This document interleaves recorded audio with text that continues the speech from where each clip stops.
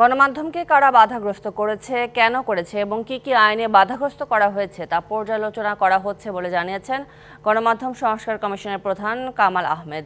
বলেন, পুরো আইন রিভিউ করে সাংবাদিকদের সুরক্ষা দিতে সাংবাদিক সুরক্ষা আইন প্রণয়নের সুপারিশ করবে সংস্কার কমিশন।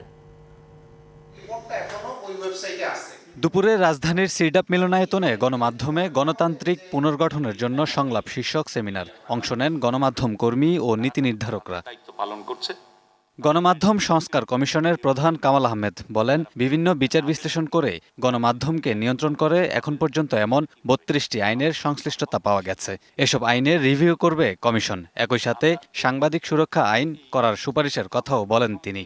সংবাদপত্রের স্বাধীনতার পথে বাধা সৃষ্টি করে এমন আইন কি কি আছে। অনেক আইনই বাতিল করে দেওয়া সম্ভব, আবার অনেক আইন সংশোধন করে রাখতে হবে, হালনাগাদ করার প্রয়োজন। সাংবাদিকদের সুরক্ষা আইন, এই সুরক্ষা আইনের কথাও আমাদের বিবেচনায় আনার প্রশ্ন আছে। মিডিয়া মালিকানার বিষয়েও আমরা একটা চেষ্টা করছি এটার বিশ্লেষণ করার। মিডিয়া মালিকানায় কারা আছেন, সরাসরি, পরোক্ষ, প্রত্যক্ষ, সবভাবেই, অর্থাৎ তাদের পরিচালনা পর্ষদে কারা আছে।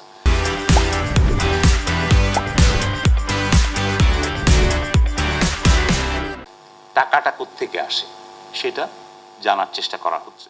অনুষ্ঠানে প্রধান উপদেষ্টার প্রেস সচিব শফিকুল আলম বলেন, ১৫ বছরে গণমাধ্যম জনগণের কথা বলেনি। বিগত সরকারের বিচারহীন হত্যার সমর্থন করেছেন এমন সংবাদকর্মীদের বিচারের আওতায় আনার দাবি জানান তিনি। গত ১৫ বছরে যে সমস্ত সাংবাদিক গভর্নমেন্টের এক্সট্রা জুডিশিয়াল কিলিংকে তারা লেজিটিমাইজ করেছেন, ডিসঅ্যাপিয়ারেন্সকে লেজিটিমাইজ করেছেন, তাদের কেন বিচারটা হবে না? প্রত্যেকটা সাংবাদিক এটা নিয়ে জোর দেওয়া উচিত যে যে আসবে সংবাদপত্রে এত টাকার নিচে বেতন দিতে পারবেন না, সরি, নাহলে পত্রিকা চালাবেন না, ওয়েবসাইট চালাবেন না, ঘরে বসে থাকেন।